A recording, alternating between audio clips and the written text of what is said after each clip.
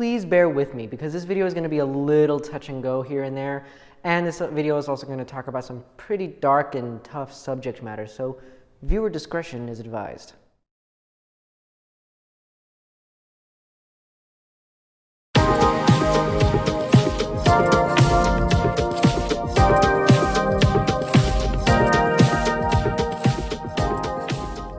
What do you think about when you think about death? What goes through your mind when you try and comprehend what's on the other side? These are questions generally nobody has the answer to, and I'm not saying that I have the answers to those questions, far from. I'm only trying to spur civil conversation, if you will. I thought about this question while I was out to dinner with my family, and it totally changed my mood, as it often does when you think about death. It's an icky, disgusting feeling that sends a chill up my spine, and I know I'm not the only one who thinks like that. Hopefully. Where you go when you die is one of the most asked questions in history, along with, do aliens exist? Is there a higher power in the universe? And since this is a question that differs from person to person, there cannot be one set answer until you go over. So instead about continuing to hypothesize or adding on to the pile of yes or no correct answers, I figured we'd take a look at what some religions consider to be the afterlife. I mean, many religions have their own version, or what comes after death. I mean, take a look at Buddhism. Buddhism sees the afterlife as either you die and then you get reincarnated as another piece of nature, or maybe even another human, or the plane of existence known as nirvana. Not the band. Not the band. Only the Buddhists who have achieved some sort of enlightenment by realizing that there is no separation from humans and nature as a whole can they achieve this special plane of existence. Nirvana, as defined from some of the Buddhists, nirvana is simply known as the cessation of suffering by some and the heavenly paradise of others. Nirvana is essentially a liberation from the cycle of being born, dying, going through pain, and then having to live it all over through reincarnation. But, speaking of heaven, Catholicism and Christianity and other derivatives of the Judaic religions have heaven and hell, which are possibly the most widely known versions of the afterlife, being portrayed in different types of media like television, movies, and video games. Heaven is a paradise for people who have followed the teachings of God, goodwill towards your neighbor, loving thyself and others the way you love yourself. And hell is the eternal damnation for those who have chose to actively disobey God and hurt others in their actions. Saying it out loud, it kind of just sounds crazy. But I have noticed a trend there. You see, Catholicism, Buddhism, and Christianity have their own versions of the afterlife that are basically some version of freedom or liberation from the pain and suffering of living. And taking a look at how the world is now, we desperately need that. So, if you think about it, most definitions would involve being happy, or a group of people being happy and thriving amongst themselves and being the best people they can be. Well, that doesn't really define anything. That's kind of a very wide talking point, a very wide range. I mean, doesn't everybody want to be happy? Can we get more specific? Well, we can. You see, from this point, or everything that we've talked about, have been from the point of view of organized religions, which is a collective group of individuals, usually with a figurehead, teaching or preaching the word of their God to a mass of people. Not the people speaking for themselves. And since I can't just, speak for everybody, as that would defeat the whole purpose, I have gathered some of my friends who would give their own versions on what is after life.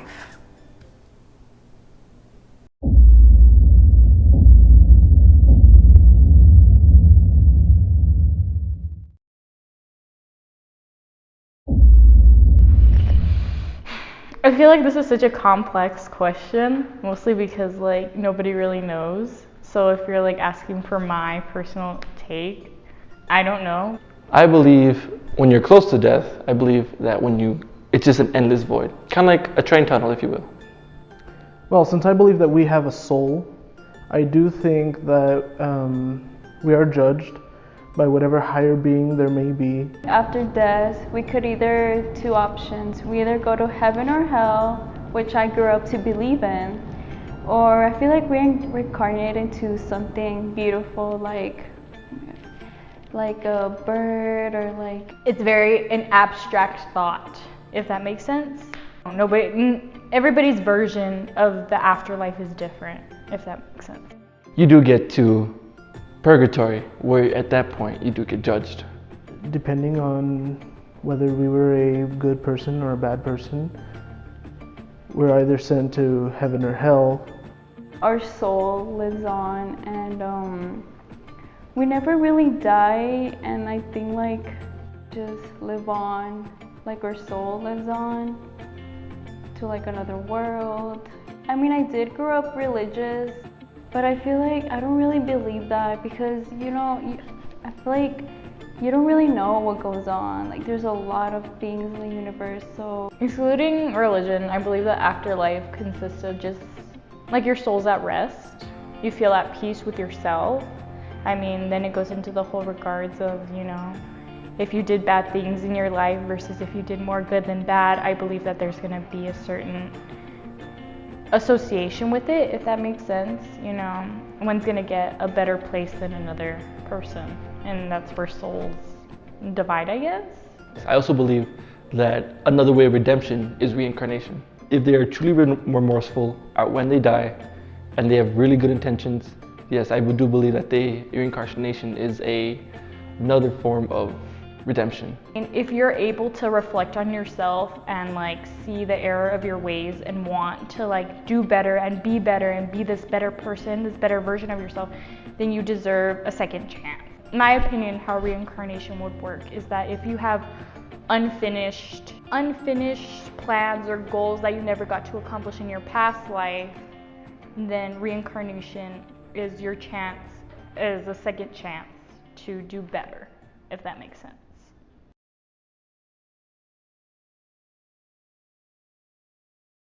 So even though their points of view are valid and hold importance amongst the topic of conversation, I do realize that my friends are extremely young and not have lived a full life yet.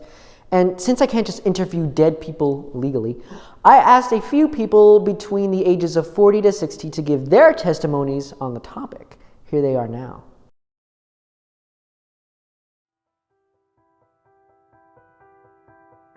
The term afterlife is defined as literally life after death.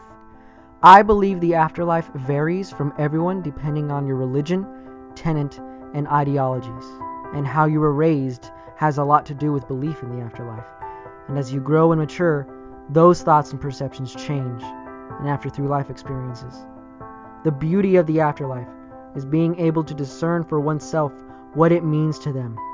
As for me, I believe it is so peaceful and everything God promised it to be, where we can rest, see and feel our loved ones who've passed, and get ready for our next lifetime. What I think of the afterlife?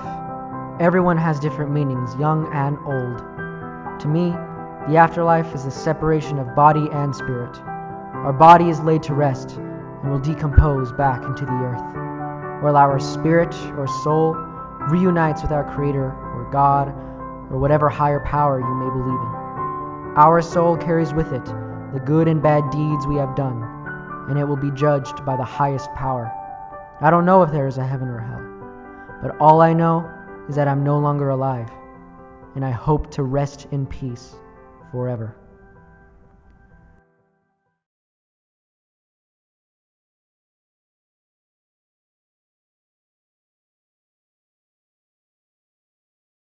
So, as evident by the testimonies of the individuals I asked to be here, I asked them not to let their religions or past influence their answers, and they all gave relatively the same notion that there is definitely something at the end of the tunnel for us.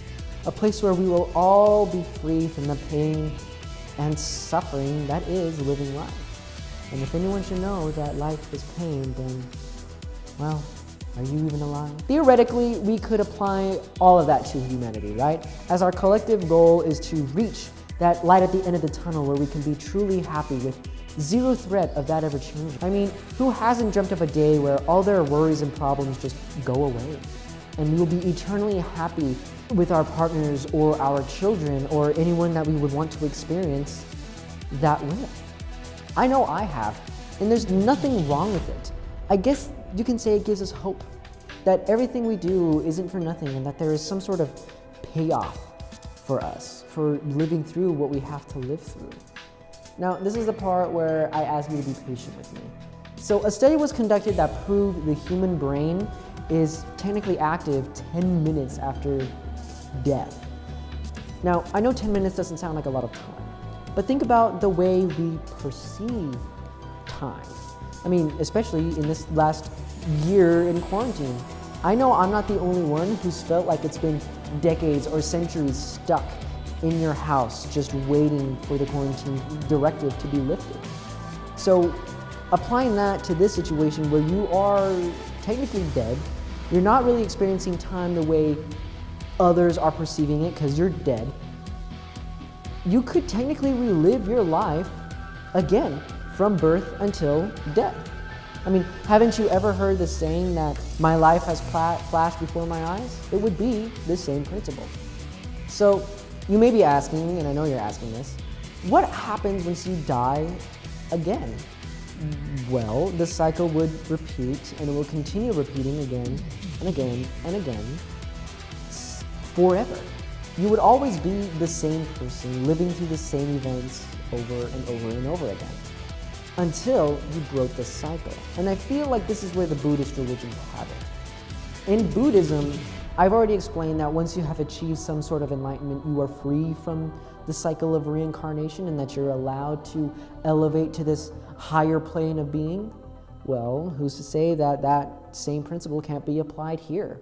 I mean, maybe once you do achieve some sort of enlightenment here, some sort of contentment, some sort of being proud with who you are and what you do, that you are finally able to break that cycle and truly live life peacefully, being the best version of the you that you can be. Do I believe my own theory? Well, kind of. I don't have an answer for anything, nor could I. I already stated that at the very beginning of this video that my job is to spark civil conversation. And I also understand that my theory is a bit hard to understand and requires some suspension of disbelief, for lack of a better word. Well, that will do it for this time because my brain is fried and I'm very tired. I have a Baja Blast to drink and I have a bunch of other videos to edit. If you like what you saw, please leave a like, leave a comment, and share your own opinions on what happens with life after death. I would love to hear it. Thank you to those who participated. I know it was hard. I know nobody really likes to think about their own mortality. It's a very dark subject. And I really appreciate the participation of my friends and some of the other people that I asked to be in this video. It really means a lot to me. And all articles that were used in the research of this video will be linked down in the description just in case you wanted to read up more on the subject. And I guess I'll be seeing you next time. Oh, really quick, I know I didn't touch on every single religion's depiction of the afterlife. That really wasn't the point of this video, to go in depth on every single religion like that. But if that was something you would be interested in seeing, then please let me know. Leave a like down leave a like. Definitely do that. Leave a comment down below. And because I would love to talk about stuff like that. I love talking about stuff like this, these philosophical and theoretical discussions that make life worth living for me. Okay, that's really it now. Bye.